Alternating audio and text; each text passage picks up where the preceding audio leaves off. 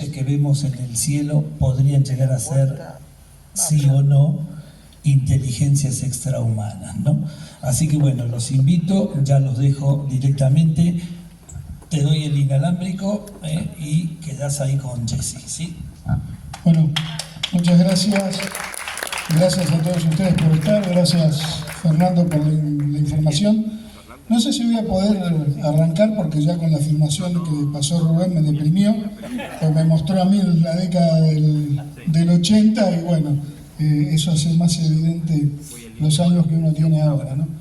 Eso para completar un poquito la información, era un programa de televisión que teníamos en la década de los 80 en Rosario, se llamaba Universo Vivo. Hablábamos sobre diversos temas, uno de ellos fue el tema OVNI y ese programa dura 1 hora, que es justamente investigaciones OVNIs oficiales, y bueno, allí fue la entrevista al capitán Daniel Periza. Seguramente la charla de hoy va a tener 2 instancias. Por un lado, es muy probable que salgan con más preguntas que respuestas. Por otro lado, es posible que algunos también queden decepcionados por lo que uno puede transmitir. Y probablemente también otros queden sorprendidos por lo maravilloso que es el universo y la cantidad de cosas que todavía no conocemos de él. La próxima. Y justamente Albert Einstein decía esto, que resume un poco lo que acabo de decir, ¿no? Que la naturaleza solamente nos muestra la cola del león, pero no hay duda en mi mente que el león le pertenece, incluso si no puede revelarse a sí mismo a los ojos de una sola vez debido a su enorme dimensión. Lo que está diciendo con esa frase es esto, ¿no? Que de pronto sabemos muy, pero muy poquito de todo lo que implica, de todo lo que es el universo, de las cosas que hay y de las cosas que desconocemos, que son obviamente mucho más de las que conocemos y que tan solo tenemos una pequeña información de esto. La próxima. Y esto es muy importante tener en cuenta para ver desde dónde partimos. Porque básicamente todo el concepto, todas las teorías que van a surgir sobre el tema de los ovnis, surgen a partir de una antropomorfización de justamente las teorías. Tiene que ser algo que se nos parezca, tiene que ser algo que sigan los caminos de una posible evolución. De hecho, esa antropomorfización hace que la mayoría de los seres que se ven dentro de la tipología ovni son humanoides, lo cual el hecho de que sean humanoides ya plantea algo que es más que llamativo, porque implicaría que debería haberse seguido los mismos caminos evolutivos en otro rincón del cosmos. Y esto quiere decir no que no haya vida en otros lados, pero vaya casualidad que la vida debería haber seguido exactamente las mismas pautas. Y eso tiene que ver porque nosotros nos consideramos muchas veces que somos la única especie inteligente de la Tierra y por lo tanto también somos la única especie capaz de poder llegar a tener un contacto, llegado el caso, con otra inteligencia no humana, porque somos los más superiores dentro de la especie humana. Y primero surgió el tema de que las ballenas podían tener una inteligencia bastante importante, similar a la humana, después surgieron los delfines, y hoy día la especie que está a la vanguardia por la inteligencia, y los científicos suponen que es la especie que podría llegar a tener el dominio del planeta si nosotros desaparecemos, son los pulpos, esos que nosotros comemos parte de ellos con las famosas rabas, ¿no? Bueno, los pulpos son un animal extremadamente inteligente y eso va quitando esta idea de que somos los únicos seres capaces de poder llegar a tener una inteligencia tal que haga que sea otra especie pueda llegar a tener contacto con nosotros. La próxima. Ahí estamos. Bueno, esto es un poco para tener en cuenta, es una vieja obra de Hermes Trismegisto, La tabla esmeralda, que decía una frase que es lo que es arriba hacia abajo, haciendo una referencia de que todo lo que se ve en el mundo macro quizás se puede ver en el mundo micro. Y esto tiene que ver porque siempre se pensó que las leyes de la física cuántica eran solamente aplicables al mundo micro, es decir, a lo más chiquitito de todos. Y esto tiene importancia porque en la física cuántica hay cosas que suceden que parecen mágicas, como por ejemplo que todo está unido, que todo está entrelazado, como por ejemplo que si uno parte un fotón o un electrón y manda una parte a una punta del universo y otra parte a la otra, cuando uno cambia el radio de giro de una de esas partes, la otra automáticamente cambia en sentido contrario, como si estuvieran unidas por algo que está por debajo de lo que nosotros podemos ver. Esto Einstein le decía un efecto espeluznante, porque o bien algo debía moverse más rápido que la velocidad de la luz, que era inconcebible para Einstein en ese momento, o bien todo lo que creemos que está separado, inclusive todos nosotros que nos vemos como entidades separadas, en realidad en un punto está todo unido. Esto se llama entrelazamiento cuántico y es aplicable a la física cuántica, a lo micro. ¿Pero qué sucede? Sucede que en los últimos años, la próxima, ha habido una serie de descubrimientos donde se aplica la física cuántica al mundo macro. Es decir, que estas cuestiones de unión de las cosas que podrían explicar una parte de fenómenos paranormales, una parte de estas cosas raras que suceden que no entendemos, podrían tener una explicación porque este tipo de fenómenos de unión de las cosas, y en esto también incluimos al tiempo, también estarían aplicándose en el mundo macro. A la próxima. Estos son algunos de los trabajos que están científicos que avalan esto que estoy diciendo. La próxima. Han salido en la revista Science, por ejemplo. Y ahora vamos a entrar en un fenómeno que es lo primero que vamos a ver. De esto podríamos estar hablando todo un día entero, que tiene que ver con las luces. Luces que aparecen en esta zona muchísimo, que han aparecido a lo largo de la historia de la humanidad, como ahora vamos a ver. Y yo me voy a remitir a dos casos en particular, que podríamos hablar de muchos más. La próxima. Justamente este tema de las luces que se ven en distintos lugares del mundo tienen distintos nombres. En Europa se le llaman Will and Wish, en Inglaterra, por ejemplo, que dice que son los espíritus o las hadas, Irlich en Alemania o Austria, que son luces que flotan en bosques o pantanos. También la cultura lo asocia a espíritus o alma. Fe Follet en Francia, luces que aparecen en zonas pantanosas, que se cree que son almas en pena. Luz de la Santa Compañía en España, especialmente en Galicia, luces fantasmales que acompañan a la gente. En América Latina, la luz mala en Argentina, Candileja en Colombia, la luz que persigue a los pecadores, pero la luz mala también se la ve y acompaña a los campesinos por el campo. Hay infinidad de testimonios de todo esto.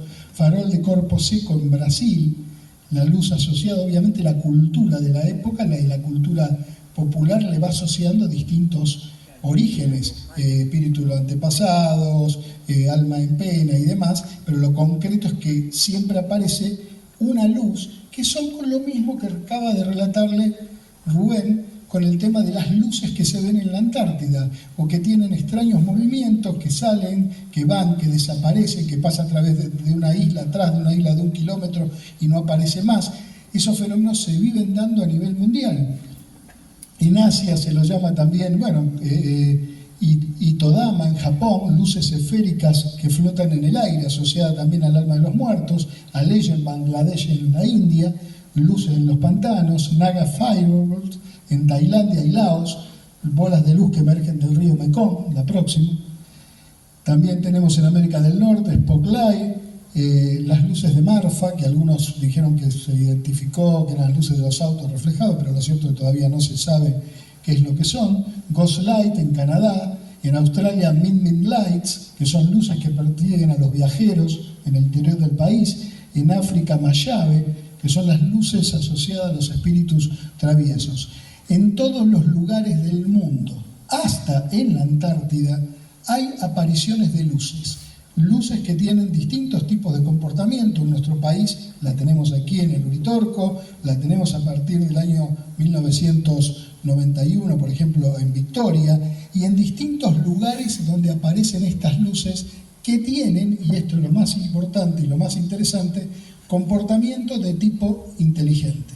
Hay gente que se dedica a investigar estas luces, por ejemplo, con equipo altamente sofisticado, por ejemplo, el amigo Checo Jalolaf, que tiene uno de los equipos quizás más importantes que hay en Argentina para poder investigar las luces con cámaras, con distintos filtros y demás.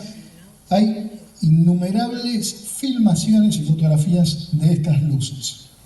Y las características que tienen estas luces, y es lo que nos lleva a pensar que son más que un simple reflejo, que tienen que ver con otra cosa, es que tienen comportamiento que los testigos dicen que tienen comportamiento y se mueven de una manera inteligente. Como característica, lo que se ve es la cuestión de la inteligencia o la intencionalidad. Lo que contaba recién Rubén, de esos 2 tubos que aparecieron allí, en ese caso en la Antártida, que se movieron, y Rubén decía que es como decir, aquí estamos y es una forma de comunicación. Pues bien, ese tipo de comportamiento es lo que se ve en estas luces. Persiguen a las personas a los vehículos, las luces siguen a los observadores cambiando de dirección y velocidad, responden a acciones humanas, en algunos relatos las luces se acercan o se alejan cuando alguien intenta interactuar con ellas, o bien hacerle señales con luces o con láseres. Desaparecer y reaparecer, pueden desaparecer repentinamente y luego reaparecer en otro lugar, parte de los casos que contaba Rubén recién.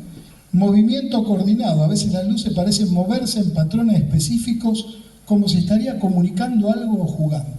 Es decir, todas estas luces que yo les acabo de mostrar, y obviamente voy rápido porque es un tema tremendamente enorme, como para poder explicarlo, por eso les dije al principio que muy probablemente se me iban a quedar con más preguntas que respuestas. Todas estas luces que se mueven en distintas partes del mundo tienen este mismo comportamiento y la gente ve los mismos patrones. Por eso dicen que estas no son simplemente reflejos, no es simplemente una proyección de algo, sino que hay una inteligencia detrás de esto que quizás intenta comunicarse o de alguna manera se comunica con juego o lo que fuese. Y han aparecido no solamente en todos estos lugares del mundo, han aparecido a lo largo de toda la historia de la humanidad, desde los principios mismos de la humanidad. Y por ejemplo, aparecen en libros como la Biblia, donde en Éxodo 13, 21, 22, Dios guía a los israelíes en el desierto con una columna de fuego, de luz, durante la noche. El Señor iba delante de ellos de día en una columna de nube para guiarlos por el camino y de noche una columna de fuego para alumbrarles. Una luz inteligente que guiaba el camino, en este caso del pueblo israelí. El Bhagavad Gita también en el capítulo 11 habla que Krishna se revela a Arjuna en su forma cósmica rodeado de luz divina y resplandor. Si miles de soles surgieran en el cielo al mismo tiempo, su resplandor podría asemejarse al esplendor de ese ser supremo. La próxima. En el folclore argentino, las famosas luces malas, que muchas veces se relacionaron con espíritus, se relacionaron con almas en penas, y que hay infinidad de testimonios, y cualquiera de ustedes muy probablemente tengan algún abuelo, un tío, un pariente, un amigo, que vive en el campo y que andando por el campo de pronto se le apareció una luz y esa luz lo acompañó y lo siguió. Y en algunos casos, esas luces también guían e indican el camino cuando alguien está perdido, como vamos a ver mañana cuando hablemos del caso de Juan Oscar Pérez, las últimas revelaciones que hay en torno al caso de Juan, donde una luz lo guió a él a la salida de un lugar cuando estaba perdido. Luces inteligentes, luces que se comunican, luces que aparecen a lo largo y a lo ancho de la historia. La próxima. Esto, por ejemplo, lo pueden encontrar en internet, es un censo de folclore que está dividido por distintas categorías, un censo que se hizo en el año 1921, donde habla de distintas cosas de los folclores de todas las provincias argentinas, que van desde historias del folclore, de la Salamanca, de espíritus y demás, y en muchos de los relatos aparecen historias justamente de luces, como son estos casos del año 1921, donde se hace referencia a apariciones de luces. La próxima. En los mapuches también, por ejemplo, esta deidad que se conoce como Peripillán, que se la asocia a una luz roja, que después los mapuches lo asociaron como que es la luz que surge de los volcanes, pero la imagen de Piripillán, fíjense que tiene justamente una bola en el centro de su cuerpo y que representaría esas bolas de luz de distintos colores que aparecen también en el folclore y también dentro de la cosmovisión mapuche.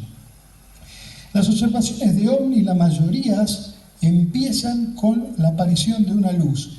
En este caso es una estadística oficial del grupo que se formó en la década del 2000, que es la ATIP, es el grupo oficial de Estados Unidos. Después del 2017 se armó un gran revuelo con todo esto, con observaciones de ovnis y demás.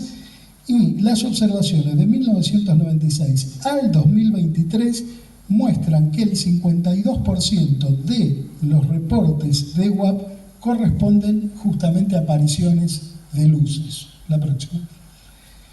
Y yo me voy a podría centrarme en innumerables casos que uno ha investigado o casos que están dentro de la bibliografía, como por ejemplo las luces de Gesalen en Noruega, donde hay equipos científicos que viven investigando estas luces que tienen distintos movimientos, que entran, salen, van, vienen.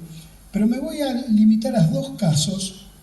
Primero, uno porque lo viví de cerca, lo investigué bastante, fui durante mucho tiempo, que involucra luces con una cuestión, con una característica inteligente y que también muestra cómo va mutando el fenómeno para justamente transformar las luces en seres luminosos y también con una inteligencia. Y el otro caso es un caso que es tremendamente importante porque lo vivió un antropólogo e hizo un trabajo científico que fue publicado a partir de lo que vivió, que no tiene nada que ver con su estudio, pero él vivió esta aparición. El primer caso que me voy a referir es de este lugar. Este lugar que ven aquí es la estancia La Aurora. La estancia La Aurora en Salto, Uruguay. Una estancia que se hizo muy famosa en la década de los 80, a partir de, aquí tienen la visión, esa es la estancia, esto por el Google Earth, la estancia La Aurora hoy día no se puede entrar. En aquella época, cuando vivía el dueño de la estancia, Ángel María Tona, y su esposa Elena, permitía que todos aquellos que nos interesaba el tema de los ovnis pudiéramos entrar y ver y caminar y acampar, como ahora vamos a ver en los lugares de la estancia. Hoy día lo que sí se puede visitar es algo que el propio Tona fundó e hizo a partir de comprar unos campos que están enfrente de la estancia que ven ahí, y él lo que creó ahí es la gruta del Padre Pío de Pietrelcina, porque la historia del santo Padre Pío de Pietrelcina, quien tenía los estigmas en las manos, justamente dice que se aparecía en Salto. Hoy día es un lugar de peregrinaje, pero esta gruta la hizo Tona, porque también el Padre Pío se aparecía, según Tona, en la estancia La Aurora. Esta es La Aurora hoy día, la próxima, y esta es la estancia La Aurora con la tranquera abierta cuando íbamos allí a partir de la década de los 80, íbamos casi entre 4 y 5 veces por año. Eso hizo que estableciéramos una cierta amistad con el dueño de la estancia. La tranquera está abierta porque justamente la foto anterior la mostraba cerrada porque hoy no se puede entrar. Ese era el camino que nosotros recorríamos. La próxima, hoy está así, cerrada la tranquera. La próxima. Y este es Ángel María Tona, el dueño de la estancia. La próxima. Y el primer evento sucede en febrero del año 1976, donde una luz ilumina toda la estancia. La llaman los peones de la estancia a Tona para que vaya a ver esa luz. Esa luz es una luz muy fuerte, a punto tal que se tiene que cubrir. Tona le quema el brazo, mata a un toro campeón que habían comprado en esa época, la luz. Algunos dicen que fue una centella y otros dicen que fue el inicio de las manifestaciones que empezaron a suceder en La Aurora. Y la otra manifestación sucedió, aquí vemos a Tona, la otra manifestación sucedió, la próxima, fue justamente en esa fecha que está, el 3 de marzo de 1976, cuando siente una tremenda explosión y cuando salen a la mañana se dan cuenta que un ombú que estaba justamente muy cerca de la casa había desaparecido, había quedado un hueco. Allí se tejieron innumerable cantidad de leyendas, que fue la NASA, que había un pozo de no sé cuántos metros abajo, que se escuchaban sonidos que se habían grabado. Muchos de esos temas no son ciertos, son mitos. Yo no voy a entrar en el detalle de todo lo que rodeó a la estancia La Aurora, donde también se habían fenómenos de curación, porque quiero detenerme justamente en el tema de las luces y de algo que pude vivir porque estuve ahí cerca, y estas luces que tenían comportamientos inteligentes, pero en la estancia La Aurora también tenían nombre. La próxima. Bueno, esta es lo del fenómeno. Ese que ven allí es un bosque de eucaliptus, es el lugar, la próxima, donde acampábamos. Allí ven la foto, la estancia La Aurora, lo que ven a la derecha, a ver. Aquí está la estancia La Aurora, este es el bosque de eucalipto donde nosotros acampábamos, y esta es justamente la gruta del Padre Pío, que está en un campo que está enfrente de la estancia La Aurora. Y la mayoría de los fenómenos luminosos, yo le puedo asegurar que en una noche, por ejemplo, de primavera, donde no hacía mucho calor, era prácticamente la techada, lo que uno encontraba caminando por el campo, por todo este sector, porque había gente de todos los lugares, de todos los países, que iban a acampar para ver los fenómenos lumínicos de la aurora. La mayoría de las representaciones luminosas sucedían en esto, que es el río Daymán. Sobre este río, que marcaba los límites del departamento justamente de Salto, allí aparecían las luces, que generalmente eran luces que aparecían en números de 3. La próxima. Este es el bosque de eucaliptos. En esa primera manifestación dicen que esa luz tumbó un árbol y que ese árbol marcaba a cosas que aparecían en la tierra. En la tierra uno podía encontrar, caminando el campo, marcas circulares de trípodes, que algunos decían que eran naves que se asentaban. La próxima. Aquí acampábamos, este es el lugar donde estábamos. La próxima. Esta es parte del río Daymán y un arroyo, que es el arroyo de los Chanchos. La próxima. Y estas eran las 3 luces, obviamente es una imagen hecha por inteligencia artificial, que aparecían siempre en la aurora y que tenían, no solamente aparecían, sino que también mucha gente iba a la aurora para pedir justamente cuestiones de curación. Y estas luces, además de tener comportamiento inteligente, porque las hemos visto, porque hemos interactuado, porque hemos recogido infinidad de testimonios de gente que se acercó y que las luces hacían movimientos muy particulares. Según justamente Toto Tona, el dueño de la estancia, tenían el nombre. Y estas 3 luces, la próxima, que aparecían sobre el río Daymán, eran un poco más chicas lo que aparece aquí en la imagen. Una se llamaba Maya, y Maya era un ser extraterrestre, concretamente una mujer extraterrestre. La otra luz se llamaba Nicolás, y Nicolás era un payaso que había venido con una compañía, con un carromato, a principios, fines del siglo XIX, principios del XX, había muerto allí en la zona. Se mezclaba mucho el tema al igual que veíamos antes, la cuestión de la muerte o las almas en pena. Nicolás era otra de las luces que estaba allí. Nicolás era el más activo y era la luz que más generalmente hacía una comunicación de entrar y salir, ir y venir. Es como que hacía más chistes, por decirlo de alguna manera. Y la otra luz era Salvador. Y esto es muy interesante por lo que sucede con Salvador. La próxima. Esta es la parte del arroyo de los Chanchos, que también cruzaba la propiedad. La próxima. Aquí ven la huella de los trípodes, que uno podía encontrarlo en el campo, decenas a veces de estos trípodes. La próxima. Aquí ven una foto más cerca. Y también encontraba figuras con un neto corte cristiano, donde se veía una cruz con un pez y un corazón en los extremos, acá está el pez, acá está el corazón, y que se supone que había gente que hacía eso. Inclusive uno iba de un viaje a otro, había como una comisión de mantenimiento porque limpiaba el pasto que crecía y demás. O sea, hay un montón de fenómenos para hablar una charla entera, pero yo quiero remitirme nada más al tema de las luces. Y yo les hablaba de otra de las... Esto, por ejemplo, que está aquí, cuando uno establecía un cierto grado de amistad con Tona, o cuando él quería, le daba como regalo unas piedras especiales que según él mismo decía estaban cargadas. Estas son las 2 piedras que me pudo regalar a mí, que las tengo todavía al día de hoy, en 2 viajes distintos. Justamente era también otras características que tenían. Y un día, justamente, bueno, esto es lo del Padre Pío, que es hoy día, la próxima, es el camino a la próxima, a la gruta del Padre Pío, la próxima. Aquí vemos la estatua, que también hay toda una historia con cómo se formó esta estatua del Padre Pío, que está allí, y va la gente a orar y a pedir, y se realizan milagros y apariciones de luces, que ahora vamos a ver, la próxima.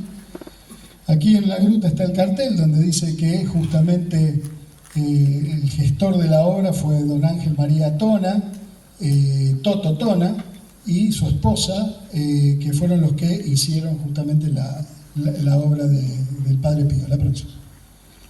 Las 3 luces a las que le hacía referencia, no es una foto de la aurora esta, pero es para ilustrar Maya, Nicolás y Salvador. La próxima. Y lo interesante sucede un día, o me sucede a mí particularmente, y esta mezcla de las luces con comportamiento inteligente y con propiedades también de curación y estas cosas que pasaban, porque un día voy a buscar agua de ese bosque de eucalipto donde estaba parando a la estancia, concretamente a la aurora, y en esta galería, cuando vengo entrando del bosque de eucalipto que estaba por aquí, me llama Tona y me dice: Néstor, vení. Encontré quién era Salvador. Y me digo: ¿qué tonto? ¿Cómo que encontraste quién era Salvador? Sí, sé quién es Salvador, porque hasta ese momento él sabía el nombre de la luz. ¿Por qué? Porque se lo dictaron, porque lo sabía, lo que fuese, pero no sabía quién era. Y me despliega unos periódicos, que había sacado fotocopias de esos periódicos, la próxima. Estos son 2, había un tercero donde se mostraba que se estaba buscando a Salvador. Salvador era ni más ni menos una persona muy influyente de la época, un médico. Murió un 19 de enero de 1956, cuando se dio vuelta la barca en el mar, que pescaba con sus amigos. Era un médico muy vinculado también a la Iglesia Católica, lo mismo que Tona. Y Salvador fallece, y lo que Tona me muestra son estos periódicos, y esta es la persona, Salvador García Pintos. Salvador García Pintos era una de las luces que se aparecía en la aurora. Obviamente esto tiene que ver con, así como decíamos, las luces malas, que eran hadas, que eran seres y demás. Dentro de la mitología de la aurora, estas luces tenían nombre. Una de ellos era este señor, Salvador García Pintos. Pero ¿qué es lo interesante de todo esto? Que hoy la estancia de la aurora está cerrada. Lo único que queda es la gruta del Padre Pío. La próxima. Pero Salvador se sigue apareciendo, pero ya no como luz, sino como un ser luminoso. Y aquí tienen uno de los casos recopilados por los nietos, donde una mujer se curó, según dicen, de cáncer, y la gente ve la aparición de esta persona. De hecho, descubren que era él, este ser luminoso que aparece, porque uno lo ve ahí en la aurora, una persona, y después lo descubre en el círculo católico. ¿Qué es lo importante o qué es lo interesante de esto? Que en primer lugar es la primera persona a punto de ser santo uruguayo. En el año 2018 se inició el proceso de canonización de Salvador García Pinto, a partir de los milagros que se producen de gente que fue curado en la aurora, más concretamente hoy día en la caseta, en la gruta del Padre Pío de Pietrachina. Y mutó esa imagen de luz a ser luminoso pero con las mismas características también de ayudar y de aparecer y desaparecer. Esto que parece no tener sentido, o que no tener relación entre luces y seres luminosos, tiene la relación cuando entremos en algo que es lo que podría llegar a ser todo esto, que no tiene que ver con seres extraterrestres que andan volando en naves por ahí, ni nada por el estilo, a mi criterio. Obviamente es mi opinión, como decía Fernando al principio, son distintas ideas e hipótesis que uno tiene, sino con otra cosa que, si se quiere, es más fascinante que todo eso y que explica un montón de cosas. La próxima. Y ahora voy a entrar en otro caso que es icónico, que le decía recién, que es el de que vivió esta persona, que es Diego Escolar. Diego Escolar, un antropólogo, investigaba todo lo que tiene que ver con los huarpes y las tierras que tienen los huarpes en la zona de San Juan y en la zona de Mendoza, la próxima, y que vivió una experiencia extraordinaria. Concretamente, la experiencia extraordinaria, para que ustedes se den una idea, es haber tenido una luz de más de 3 metros de diámetro a 15 metros de distancia. Acá no estamos hablando de una luz en el cielo, no estamos hablando de una luz que se ve a lo lejos, no estamos hablando de una luz al cual uno le está haciendo seña de luces. Estamos hablando de una luz que de 3 metros de diámetro, que apareció aproximadamente, calculo, yo no sé calcular muy bien la distancia, pero a la distancia que estoy yo parado de las cortinas que están ahí.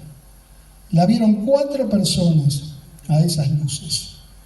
Y esas luces, Diego Escolar, nada que ver con el tema OVNI en absoluto, estaba en otra cosa, motivó él como antropólogo del CONICET, motivó que hiciera un trabajo, porque la mayoría de los antropólogos se encuentran con un montón de este tipo de fenómenos, pero no se atreven a decirlo por miedo a un poco lo que decía Rubén en tono de broma, a que la academia los sancione porque se hable de estas cosas. Él tuvo la valentía de escribir este artículo, que lo pueden encontrar y leerlo tranquilamente, está en internet, se llama Calingasta X-Files. Este artículo lo publica una revista de antropología, Calingasta X-Files, aquí está el artículo, y allí cuenta con lujos de detalle la aparición. Yo voy a tratar de resumirlo muy brevemente. Esto sucede en la Pampa del Leoncito, esto forma parte del artículo, y esto es el dibujo que él hizo de todo el comportamiento que tuvieron esas luces. Y aquí pueden ver, este era el recorrido que andaban ellos de noche, porque iban a tratar de ver un puesto de indígena en esa zona. Van haciendo todo este recorrido y aquí aparecen las primeras luces que lo van siguiendo. Ellos primero creen que son autos de gendarmería, que son autos que pasan por la ruta, y a medida que el pueblo estaba para acá, esto es cerca de Barreal, donde hoy está viviendo actualmente Diego Escolar, esto es en la provincia de San Juan, acá está el pueblo, habían salido de acá a caballo, los 4 debían cruzar toda esta extensión, que es la Pampa del Leoncito, que es un lago o mar seco, que es totalmente, no hay nada allí, y ellos ven las luces se acercan y se alejan, juguetean, hacen esto que venimos describiendo, e inclusive siguen avanzando, las luces van detrás, después vuelven a aparecer, y lo importante del evento se produce aquí, porque ellos tienen que esquivar un alambrado que había por la zona, hasta que encuentran parte del alambrado roto para cruzar la Pampa del Leoncito y poder justamente ir y seguir el camino donde ellos iban. Lo interesante del caso es que estas luces, y él lo dice en su artículo, lo huellean. Las luces, ellos las ven a la distancia mientras van avanzando, desde acá hasta acá, las luces van siguiendo el camino, haciendo zigzag, como viendo el recorrido que ellos tuvieron que hacer, porque ellos trataron de cruzar por distintos lugares, pero había alambrado, pero las luces no podían, no había un alambrado, hasta que encontraron por dónde pasar. Y las luces fueron siguiendo el movimiento que ellos hacían hasta que una de estas luces se le pone a 15 metros de distancia. Una experiencia tremenda, hay algo que no cuenta en el artículo, pero sí él lo dice porque lo hablamos, porque hoy lo considero un amigo de Diego. Una de estas luces, él no recuerda qué pasó, porque de hecho atravesaron esta Pampa del Leoncito en menos tiempo el que deberían haberlo atravesado, pero lo cierto es que la luz lo atravesó varias veces. O sea, la tenía enfrente, se le vino encima y lo atravesó y obviamente atrás no estaba más. O sea, volvía a aparecer, lo mismo que contaba Rubén con las luces de la Antártida, volvía a aparecer adelante y volvía a ser el mismo, en la misma situación, 4 veces lo hizo justamente estas luces. Y ahora van a escuchar lo que sentía y lo que le pasó en la palabra de Diego Escolar. Yo le pedí a él un día justamente que me dijera, que me contara, quería escucharlo de su propia voz, qué es lo que había pasado. Me interesa mucho la parte emocional del fenómeno ovni.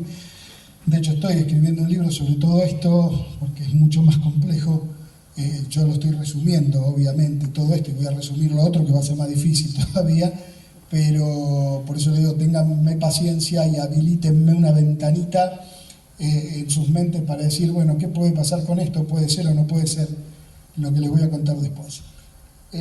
La próxima, esto es para que vean lo que es la Pampa del Leoncito. Esto es la Pampa del Leoncito, allí en San Juan. La próxima. Está el cartel que indica la entrada. Fíjese que no hay nada salvo estos arbustos.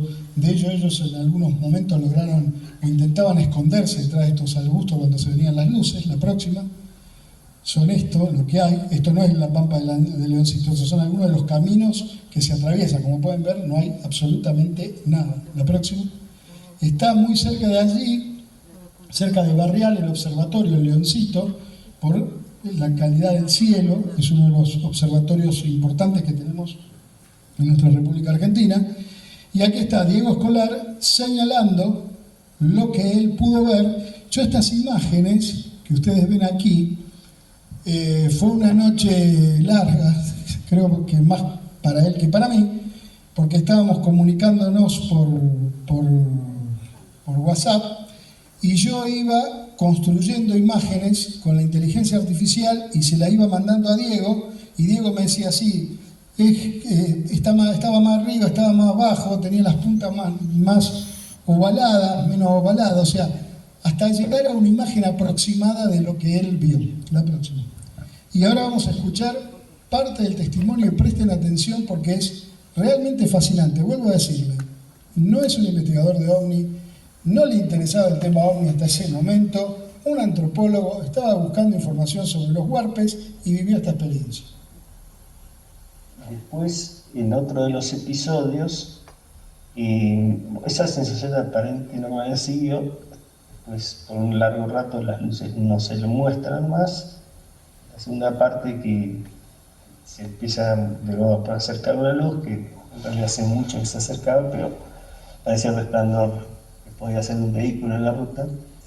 Cuando eso se acerca, bueno, que es la parte tal vez más grosa, de mayor proximidad, que se acerca a poco hasta llegar a, diría, unos 15 metros nuestro, y una luz grande ya como de 3 metros de diámetro.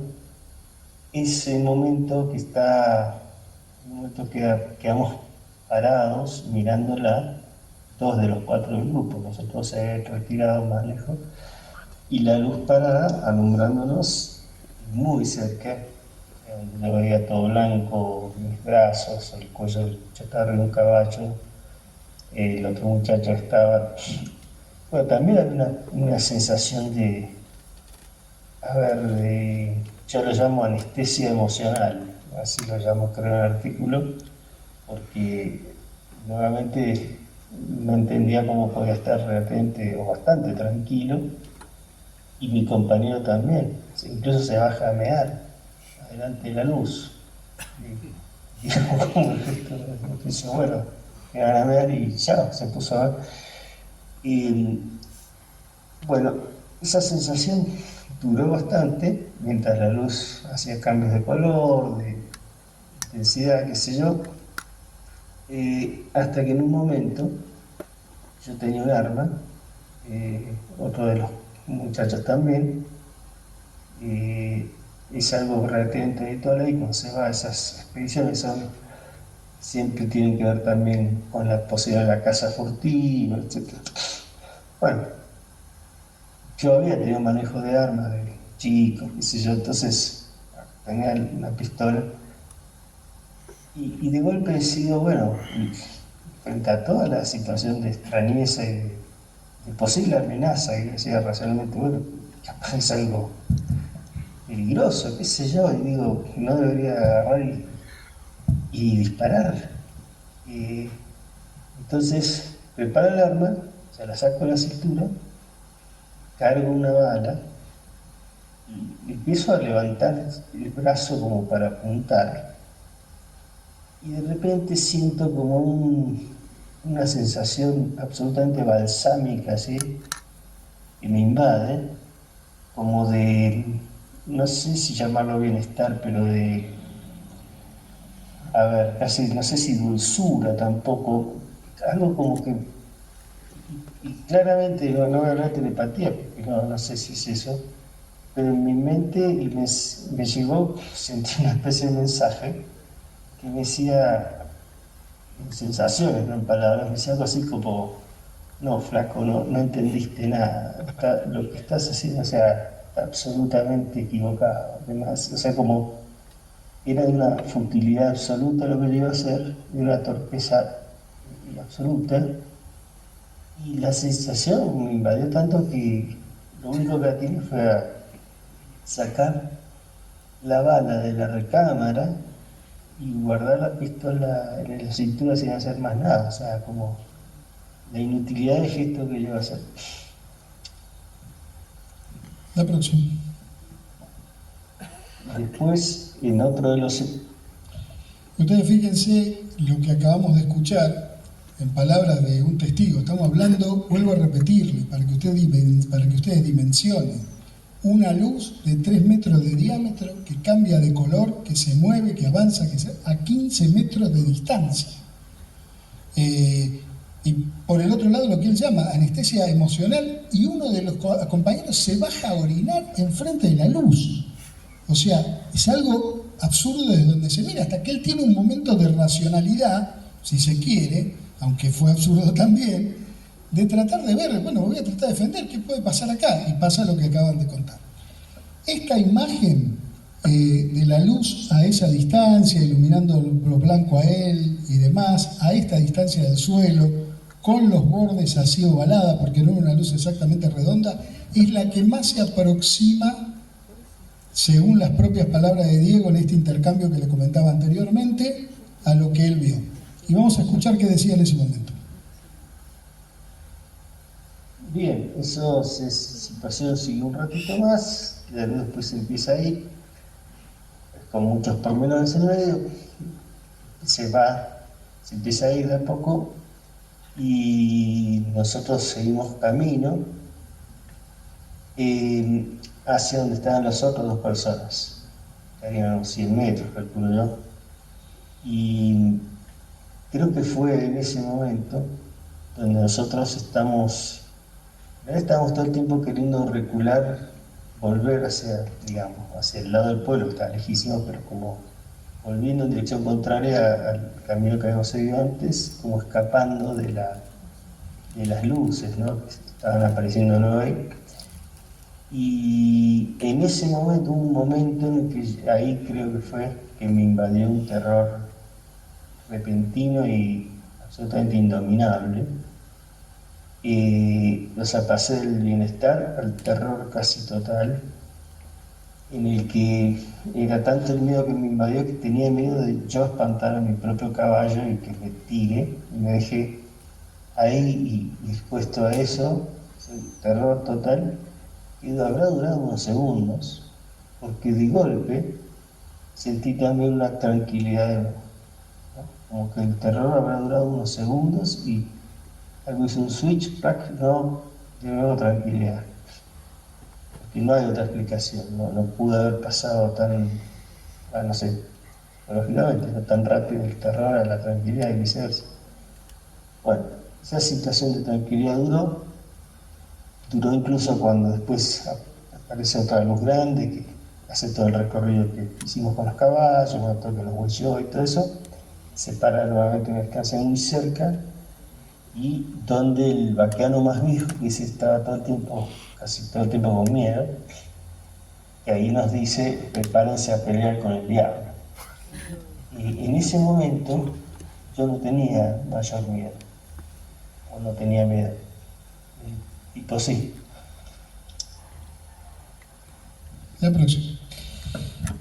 Esto que... Esa situación siguió un ratito más. Esto básicamente es la continuidad. Pasa la próxima. Sí. ¿Sí? Esto básicamente es la continuidad de lo que escuchábamos anteriormente. Sí, sí, va a tener que a lo mejor pasarlo directamente de la... pasarlo, digamos, pasar la otra imagen. Ahí está.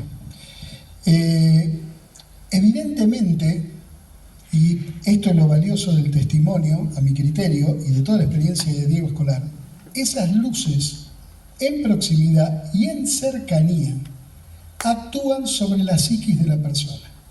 Evidentemente interactúan con nuestro cerebro, con nuestra energía psíquica. Hay zonas del cerebro, hay todo un desarrollo que le podría hacer sobre el tema, que no vamos a entrar en eso, pero evidentemente logran esa interacción y esa comunicación de tranquilidad para poder establecer de alguna manera algún tipo de vínculo.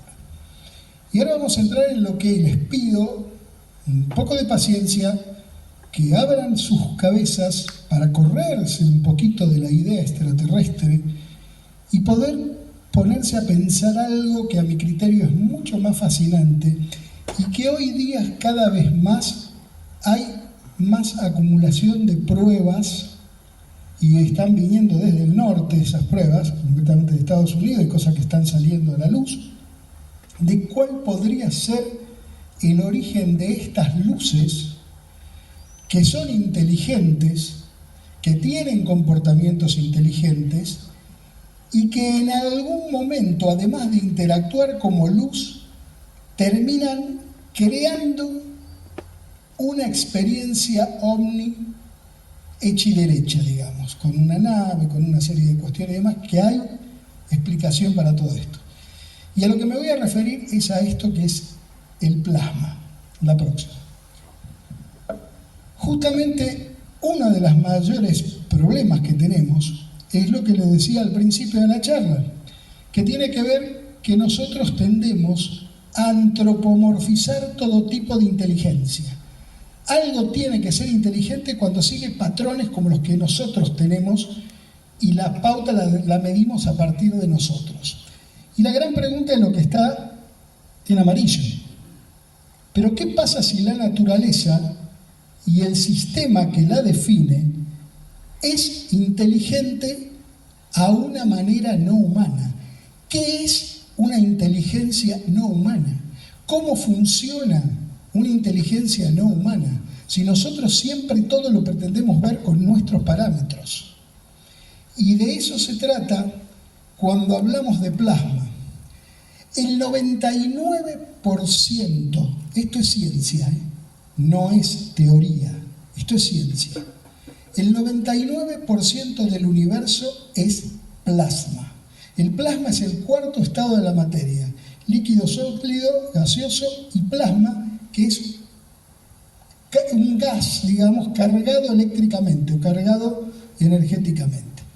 Y hay una forma muy particular, que serían las luces, que se llaman plasmoides, que ahora les voy a explicar. La materia, como nosotros la conocemos, la materia orgánica, es la excepción a la regla. El 99% del universo es plasma, el 1% es materia como nosotros la conocemos.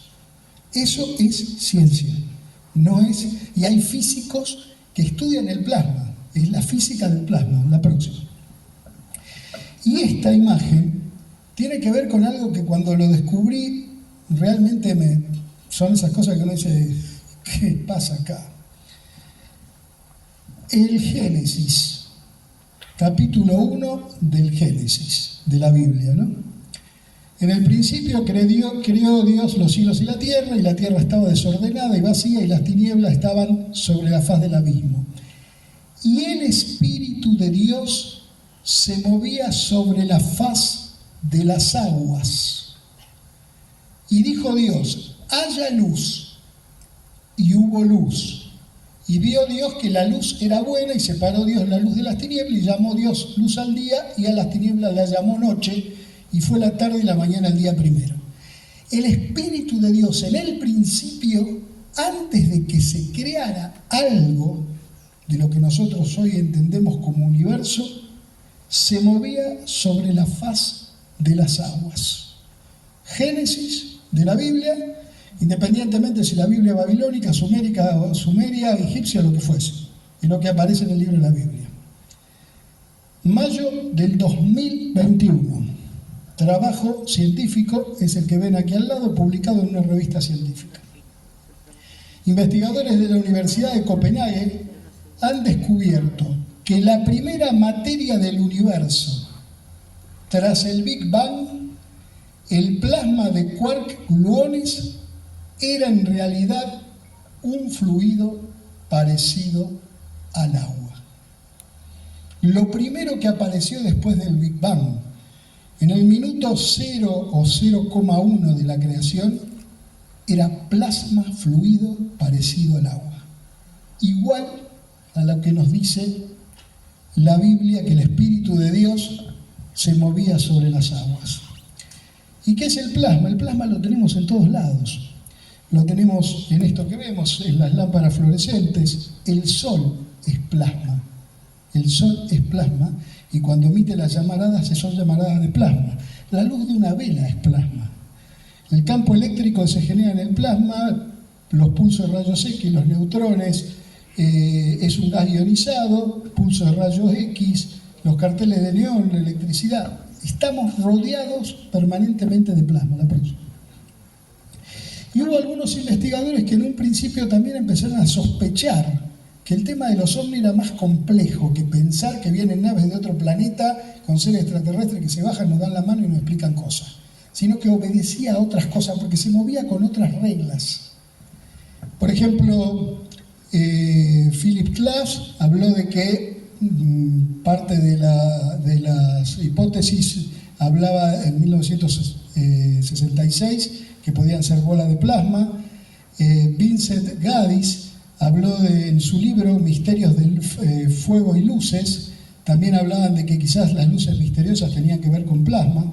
En 1968 John Keel y el francés Ferdinand Lagarde también señalaron que la forma independiente de los avistamientos de ovnis tiene de estar representadas en áreas donde hay fallas geológicas, que es donde aparece el plasma, en las montañas, concretamente por el tema del cuarzo y la carga eléctrica que tienen, y allí aparece el plasma.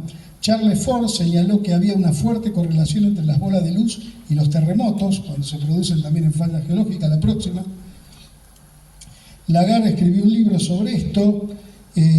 Jacques Vallée descubrió una correlación significativa entre los avistamientos ovni y los altos niveles de actividad solar, la actividad de plasma. Esto fue confirmado años más tarde por el investigador Volker von Schupp, en 1980. Hubo un estudio también de Vallée donde vuelve a relacionar eventos ovnis que empiezan con la luz a partir de emisiones de plasma, concretamente. Pero como decíamos antes, no es un plasma común, no es simplemente una lucecita, es un plasma inteligente.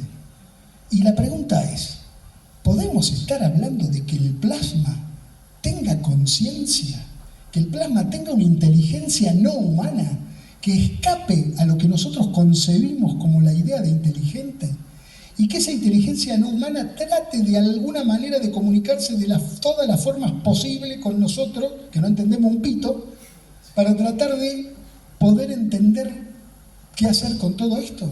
¿Es posible que el plasma sea inteligente? ¿De qué estamos hablando? Sí, es posible que el plasma sea inteligente, y no lo digo yo, lo dice la ciencia. La próxima. Esto es lo que le ocurrió a un grupo de científicos que vieron una burbuja de luz del tamaño de una pelota de baloncesto que entró en la casa de color amarillo con una especie de gusano adentro. Y esto que ven acá adentro tiene su explicación. Y ustedes ahora cuando le diga esto van a decir, este tipo que nos habló hoy está más loco que una cabra. Esto no puede ser, pero esto es lo que se está investigando hoy día en la ciencia y es lo que yo trato de transmitirle hoy a ustedes para que piensen la primera frase de Einstein, que estamos simplemente viendo la cola del león, no el león. Y la naturaleza tiene mucho más que lo que nosotros creemos. La próxima. Este trabajo es un documento oficial, para ser exacto, que es un estudio que tiene como nombre Proyecto Condin. Se inició en diciembre del 96, se completó 4 años después, en marzo del 2000. Los hallazgos se publicaron en un informe de 4 volúmenes y 465 páginas. Es de la Fuerza Aérea Inglesa. Es justamente titulado Fenómenos aéreos no identificados en la región de defensa aérea del Reino Unido. Solo se produjeron 11 copias del informe y se distribuyeron un número restringido de funcionarios del Ministerio de Defensa. Esto fue sacado a luz por el diario Sun de Inglaterra, este informe con estos 4 volúmenes. Aquí tienen cada uno de los volúmenes, los estudios de lo que está hablando cada uno de esos volúmenes. Pero ¿por qué traigo este informe de la Real Fuerza Aérea Británica? La próxima. Por esto. Porque justamente en uno de los informes, está marcado con el punto rojo, este fenómeno se denomina en el informe formación de plasma flotante, similar a ball lightning, y se supone que produce un campo de energía inexplicable que crea la apariencia de un triángulo negro. Parte de lo que se ve muchas veces en apariciones de ovni. Triángulo negro generado por los fenómenos de plasma, explican los informes de encuentros cercanos debido a la inducción de alteraciones perceptivas y demás. La próxima. El resumen de todo esto es esto. El informe atribuyó la fuente de los WAP u ovnis genuinas como plasmas exóticos. Concretamente el tipo de plasma a la que me estoy refiriendo se llama plasmoide y se llama concretamente plasma complejo polvoriento. Ahora le voy a explicar por qué. Porque esto tiene una importancia mucho más grande de la que nosotros podemos imaginarnos. ¿Y qué es lo que hacen estos plasmas complejos? Y lo dice el informe de la Real Fuerza Aérea Británica, más allá de las cuestiones científicas. Emiten luces de diferentes colores y adoptan una miríada de formas, parte de lo que vio Diego Escolar. Pueden ser densos y aparentemente volar. Los plasmas fueron captados por el radar, parte de lo que vimos en los informes que decía Rubén. Se movieron rápidamente y en ángulos aparentemente imposibles. El caso también de ejemplo que me dio Rubén de los movimientos que hacían. Fueron visibles en varias configuraciones, cambian de forma rápida y dramáticamente. Este señor que está acá es David Bohm. Quizás algunos lo hayan conocido, algunos lo sintieron nombrar. David Bohm no es cualquiera, es uno de los físicos cuánticos, es uno de los que ayudó a generar la teoría cuántica. Fue ayudante de Einstein, justamente, físico estadounidense, importante contribución en los campos de la física teórica, la epistemología y la neurofisiología. Durante su primera etapa, Bohm hizo una serie de importantes contribuciones en la física, particularmente de la mecánica cuántica y la teoría de la relatividad. Como un posgraduado en la Universidad de Berkeley, desarrolló la teoría de los plasmas, que hoy se conoce como fenómeno de difusión de Bohm. Su primer libro, Teoría Cuántica, publicado en 1951, fue bien recibido por Albert Einstein y otros. La próxima. Y David Bohm fue uno de los primeros que trabajó sobre los plasmas, porque los plasmas se pueden crear también en laboratorio. Y lo que él hizo, y lo que él descubrió en ese laboratorio de Berkeley, que empezó a hacer lo que se convertiría en su obra cubre sobre los plasmas.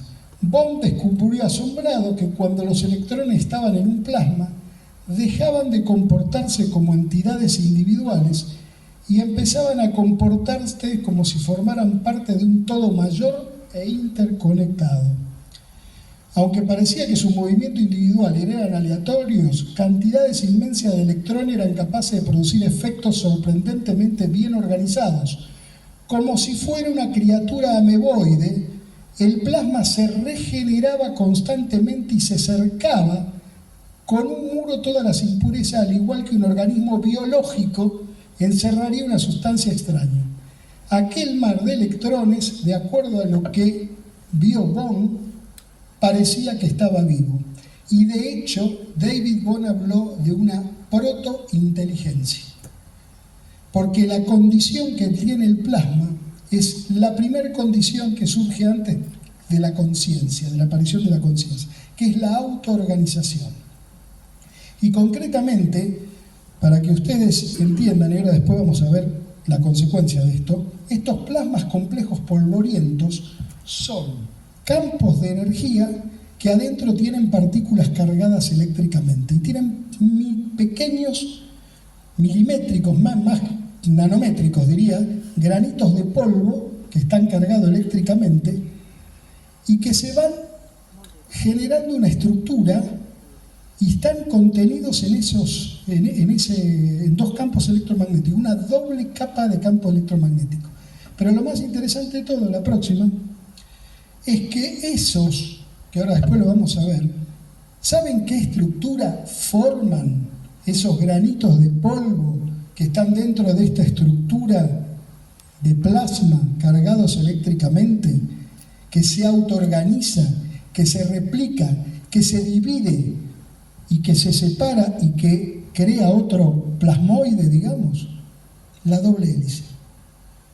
Los gránulos de polvo, que se llaman cristales de plasma, que están dentro de esa bola de plasma, forman la estructura de la doble hélice. Lo mismo que vieron estos científicos que decían que eran estructuras como gusano. Y ahora entramos en la parte, quieren llamarlo ciencia ficción, quieren llamarlo locura, quieren llamarlo como quieran, pero hay textos que hablan de esto, y arrancamos con un trabajo de ciencia ficción de Fred Hoyle. Fred Hoyle era el científico que creó la teoría de la panspermia, es decir, que la vida llegó del cosmos, por los cometas y demás, cayeron en la Tierra y se formó la vida. Fred Hoyle en 1950 y pico, 1957, hizo este libro de ciencia ficción que se llama The Black Cloud, la nube negra. Y concretamente lo que dice que se acerca a la Tierra una nube inteligente que se va acercando a la Tierra, es un ente vivo, un ente inteligente. La gente tiene miedo que la Tierra se destruya, básicamente, y cuando está a punto de llegar el momento final, esa nube se va y listo, y se salva la Tierra. Pero era una nube densa que se acercaba a la Tierra. La pregunta es, ¿existe esta nube de plasma, quizás llena de estas estructuras que se llaman plasmoides, cerca de la Tierra? Estos plasmoides que se autoorganizan, que se dividen, que tienen una estructura similar a la doble hélice y que quizás tengan conciencia, como dicen algunos científicos, ¿están cerca de nosotros? Y la respuesta es sí. Y están cerca de nosotros en esto que se llama las nubes de Kordylewski. Las nubes de Kordylewski es esto que ven aquí y es una estructura que tiene 9 veces el tamaño de la Tierra, que está entre la Tierra y la Luna en lo que se llama punto L5 de Lagrange. Estos puntos son puntos que se utilizan para los vuelos espaciales porque allí no están afectados, lo que está ahí no está afectado ni por la gravedad de la Luna ni por la gravedad de la Tierra, están estáticos en ese lugar. Pues bien, en ese punto entre la Tierra y la Luna existen las nubes de Kordylewski que están llenas de plasmoides, quizás, como dicen algunos, inteligentes, 9 veces mayor del tamaño de la Tierra. Pero ¿saben qué es lo más sorprendente también de esto? Que el hombre tiene 1 millón de años como máximo mínimo, si ustedes quieren poner. 1 millón de años que empezamos a desarrollar algo parecido a la conciencia para llegar a donde llegamos hoy. Estas nubes están en ese lugar hace 3.000 o 4.000 millones de años. Por lo tanto, si en estas nubes existen plasmoides o plasma inteligente, tiene una inteligencia que nos supera entre 3.000 o 4.000 millones de años. Y ahora les pregunto, ¿cómo corno podemos llegar a entender una inteligencia que tiene 4.000 millones de años más que nosotros? Porque nosotros pretendemos que todo lo que vemos lo tenemos que asociar a nuestra inteligencia. Y esas nubes de Kordylewski, quizás por eso que yo les llamaba antes, que están todos unidos, es como que están todos los plasmas, los que se forman en la Tierra y los que están en el espacio, unidos. Sé que es difícil de entender, hay que buscar, pero la cosa está, la próxima. Y este trabajo es un trabajo científico del año 2007, de 2 rusos. Hoy está repleto de trabajos científicos de física del plasma que dicen que los plasmas tienen la capacidad de autoorganizarse. Y como les dije antes, la autoorganización es la primera característica de los seres vivos y la primera característica para crear conciencia. La próxima. Y en otro trabajo, que lo hace justamente Chancla Watsai, publicado en revista científica, y Robert Temple, en este trabajo hablan concretamente, esta es una imagen imagen hecha por computación, que serían las nubes de Kordylewski, que se planteó en 1961 y se redescubrió en el 2019. En este trabajo científico, estos científicos plantean el tema que los plasmas tienen conciencia, que los plasmas son inteligentes. La próxima. Y este trabajo apareció hace muy poquito tiempo, donde dice concretamente vida extraterrestre en la termosfera, plasma WAP, pre-life, pre-vida, cuarto estado de la materia. Todos estos son científicos y ahí están las universidades de donde son cada uno. ¿Qué dice este trabajo? La próxima.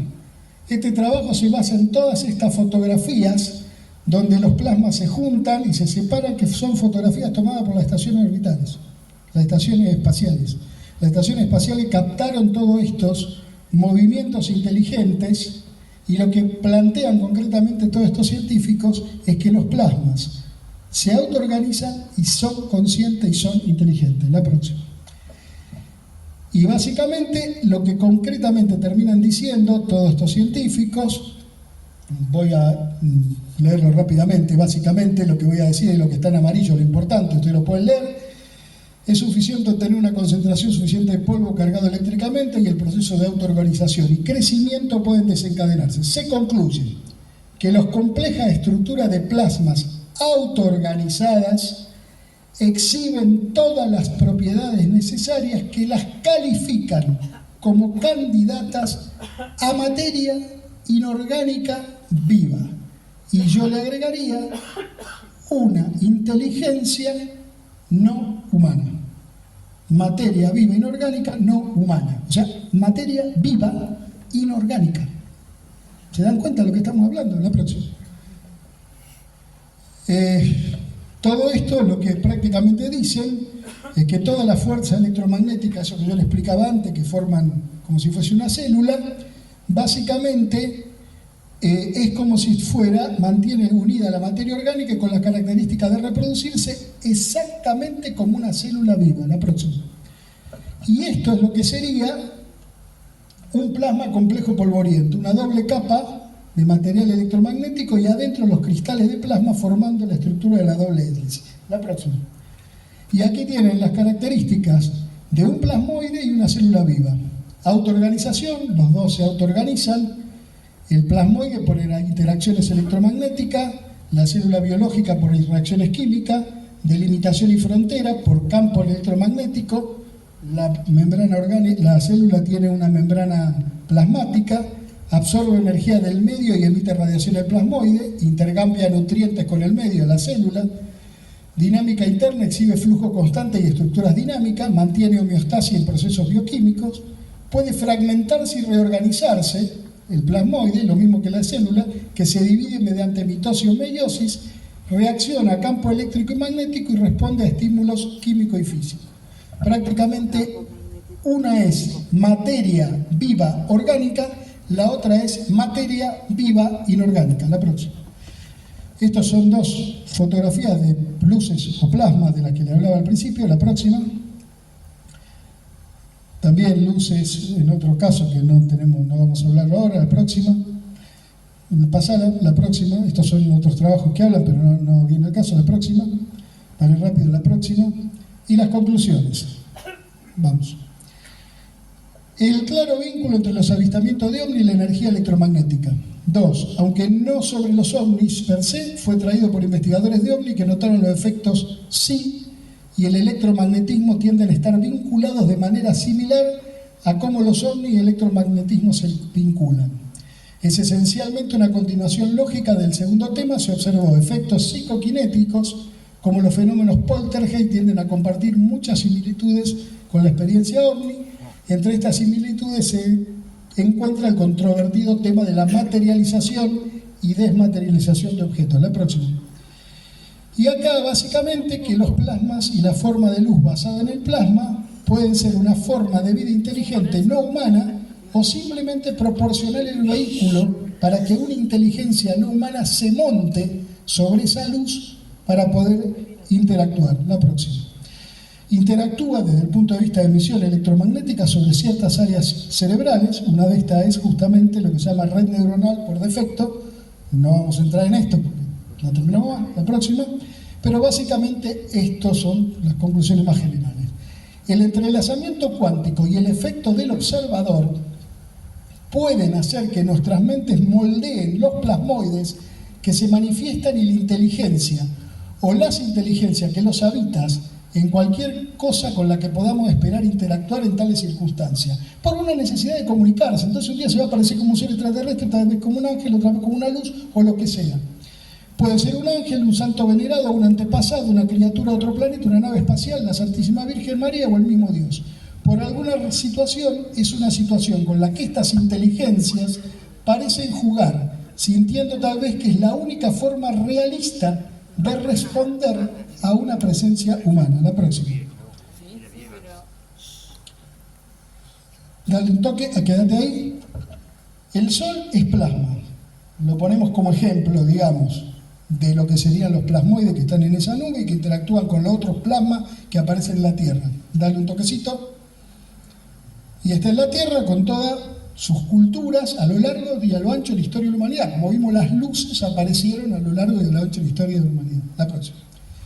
Habría una interacción entre toda esa cultura, entre lo que hay en la Tierra. Dale otro toquecito. Dale otro toque. Y otro toque. Otro toquecito. Y justamente en esa interacción de ese plasma que toma elementos de la cultura y toma elementos del inconsciente que están guardados en cada uno de nosotros, al igual que la proyección de una máquina, de una filmadora, proyecta con todos esos elementos la experiencia ovni que todos nosotros vemos. A partir de, justamente, del toque más, de esto que muchos investigadores le llamaron DAT, supermente, superespectro o agente externo. Todo el mundo habla de esto y no necesariamente de una cuestión extraterrestre. Los lugares donde aparecen estas inteligencias se llaman sitios ventana, vórtices, el Uritorco, uno de ellos, porque son lugares donde es más factible que se produzcan plasmas y que interactúen con ese otro plasma que está más arriba. También deberían afectar a la conciencia humana a varios niveles, y los antiguos lo habían visto, estos lugares que también están muy vinculados, todos los lugares sagrados que hay en el mundo, en el viejo mundo y en el nuevo mundo, han sido y son lugares donde hay apariciones de luces. Eso es así. Eso es recorrer la historia, ver la historia y aparece eso. Es decir, que los antiguos sabían que esos lugares estaban cargados de alguna manera energéticamente. Vemos algunas luces de estos que serían, esto es Gesalen, la próxima. Otra luz de Gesalen. El plasma estaría interactuando entre este mundo y en otra parte de la realidad que le llamamos de metaverso. Eso es, en eso estoy trabajando, pero no vamos a hablar de eso ahora, la próxima. Y esto lo que ven aquí es cómo se mueven las neuronas y las conexiones neuronales permanentemente interactuando. ¿Por qué? Porque eso que están viendo ustedes ahí moviéndose son redes neuronales que interactúan entre ellas para pasar información. Están cargadas de información y son las que nosotros tenemos para poder yo y estar hablando y ustedes están escuchando. En este momento se está produciendo en todos los cerebros nuestros esto. Se está produciendo esa información para que nosotros podamos entender, escuchar y demás. Pero yo les dije al principio que el 99% del universo era plasma. Y en ese 99% del universo, el plasma también transmite información de una punta a la otra del universo. Y eso lo hace, la próxima, a partir de esto que se llama la corriente de Birkeland, con forma de tirabuzón. Estas corrientes de plasma tienen años luz de distancia. Viajan de una punta a la otra del universo transmitiendo información. Información que es captada por los plasmas que tienen el Sol o las estrellas, todas las estrellas son de plasma, el plasma que tienen las nubes de Birkeland.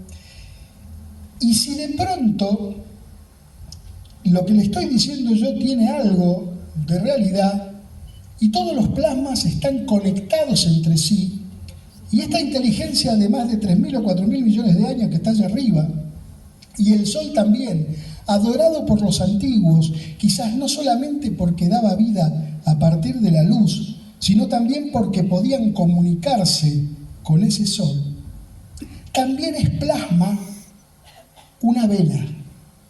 Y todas las culturas del mundo le rezan a lo que fuese con una vela encendida, quizás con una vieja información por la cual el rezar, el emitir información eléctrica, porque sale información de nuestro cerebro, a esa vela, haga que esa información se traslade también a esos otros plasmas que están en el universo. Y esta es la energía que justamente surge, que es de conexiones entre neuronas. La próxima.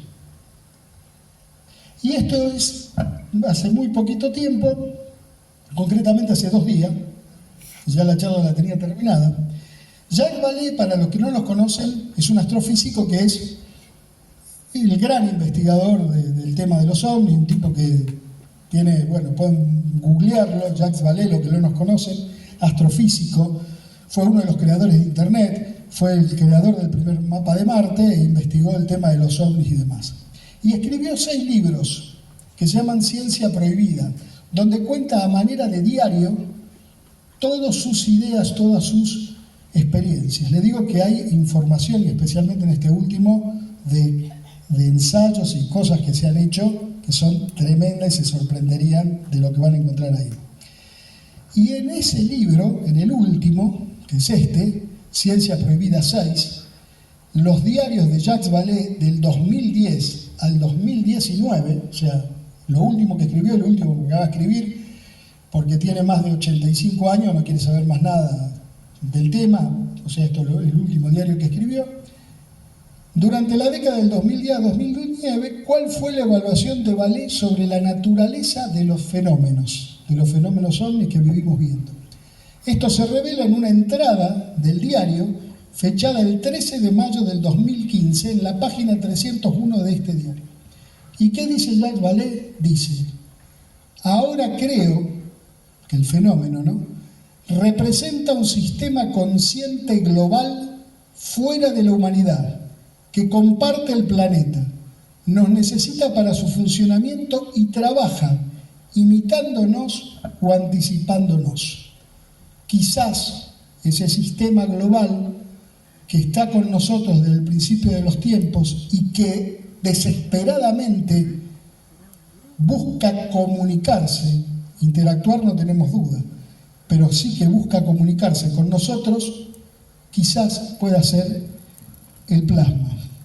Y Teilhard de Chardin, filósofo y paleontólogo, dijo, y en función de esto que les acabo de contar, que sé que es difícil de poder incorporar, en la escala de lo cósmico, solo lo fantástico tiene posibilidades de ser verdadero. Mañana les voy, los que se queden en capilla, les voy a mostrar algo que nunca se mostró, que es públicamente, que es parte de una de las regresiones que le pude hacer a Juan Oscar Pérez, el protagonista de Testigo de Otro Mundo, del libro Detrás de la Niebla, que está allí afuera, lo pueden conseguir, donde se cuenta todo el caso por el cual se hizo famoso Juan, digamos, que mañana algo le voy a comentar, pero lo más interesante, los últimos acontecimientos que están sucediendo hoy en la vida de Juan Oscar Pérez, y algo que van a ver, hablando de comunicación de lo que sea que fuese, que es tremendamente fascinante, porque es muy loco lo que pasó y lo que se puede apreciar en esa filmación. Así que los que quieran venir, mañana los espero con esta otra cosa, y recuerden esto que nos decía Teilhard de Chardin. En la escala de lo cósmico, solo lo fantástico tiene posibilidad de ser verdadero. Muchas gracias. No olvides darle pulgar arriba y suscríbete a mi canal. Espero que te haya gustado y nos vemos en el próximo video.